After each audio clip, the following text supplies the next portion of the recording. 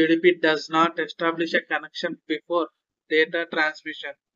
Data transmission చేయడానికి UDP ముందలే connection ఏమి ఎస్టాబ్లిష్ చేయదు. Making it faster but less reliable. మనం దీన్ని బిలీవ్ చేయలేం మెసేజ్ ట్రాన్స్మిట్ అయిందా లేదా అని.